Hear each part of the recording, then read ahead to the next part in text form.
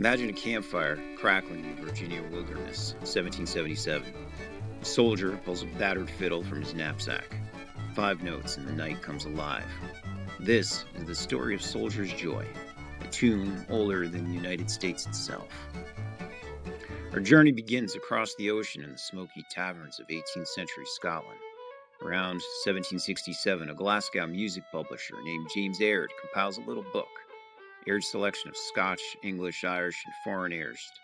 Tucked inside on page 12 is a sprightly hornpipe in 6/8 time, Soldier's Joy. No composer is credited. Maybe it was a regimental fiddler, maybe a dancing master in Edinburgh, but the melody, simple, infectious, built on a pentatonic backbone, was already traveling. From Highland reels to English country dances, it carried the pulse of a people who loved to move. By the 1770s, British soldiers are shipping out to the American colonies. In their sea chests, fiddles. Violins were compact, durable, and morale was everything. After the Battle of Saratoga, a Hessian mercenary writes in his journal, "The English play a tune called Soldier's Joy. It makes even the prisoners dance." The melody leaps the barricades. Continental Army camps pick it up. A Virginia militiaman teaches it to a captured redcoat. Why the name? 2 theories linger.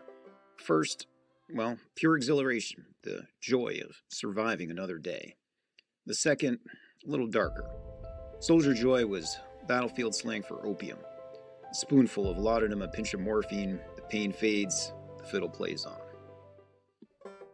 By the early 1800s, the tune has roots deep in the southern Appalachians. Settlers from Scotland, Ireland, and England bring their fiddles into the hollers. In places like Grayson County, Virginia, and Round Peak, North Carolina, Soldier's Joy becomes a cornerstone of old-time music. Fiddlers played in D major, but many cross-tune to D-D-A-D, 2 D strings droning like bagpipes. The sound, raw, ancient, like the mountains themselves. In 1861, the nation splits. In a Union camp near Shiloh, a fiddler named Sullivan Ballou, the same man who wrote that heartbreaking letter to his wife, plays it the night before a battle. Confederate pickets across the river clap along.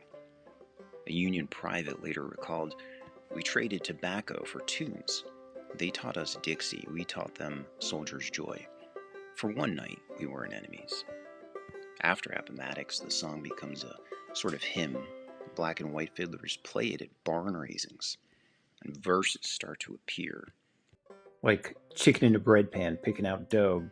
Granny, does your dog bite? No, child, no. Jump to March 29th, 1929, Atlanta, Georgia. Gid Tanner and the Skillet Lickers step into a Columbia recording studio.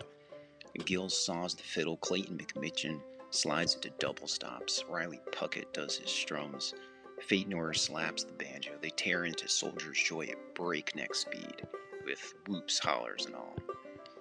That 78 RPM recording, it's kind of like lightning in a bottle. And within months, every fiddler from Texas to Maine is copying the Skillet Licker slides, becoming a sort of gold standard of old-time music. Kind of still is.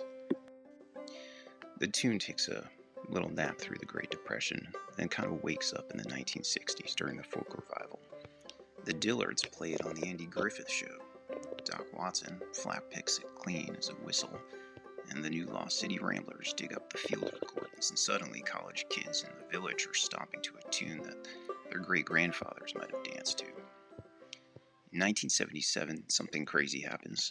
NASA selects Soldier's Joy for the Voyager Golden Record, a sort of time capsule for space aliens. Performed by an anonymous fiddler, it's one of 27 music tracks that were sent to the stars. I think right now Voyager 1 is something like 15 billion miles away, still carrying the song. Today, Soldier's Joy is a global song. It's played in Ireland as a reel with lilting ornaments. In Quebec, it's a foot-stomping gig. It's in bluegrass festivals, Scandinavian festivals, even video game soundtracks. So, next time you're at a jam, maybe under the string lights, maybe in a muddy field, and someone calls out Soldier's Joy in D, lean in. You're not just playing a tune, you're joining a long chain. Scottish soldier in 1767, Morphine Days Private in 1862, the Skillet Liquors in 1929, Spacecraft in 1977. 250 years of joy, one bow stroke at a time. If you guys want to see any more videos of old time and bluegrass music history, please feel free to add that in the comments below.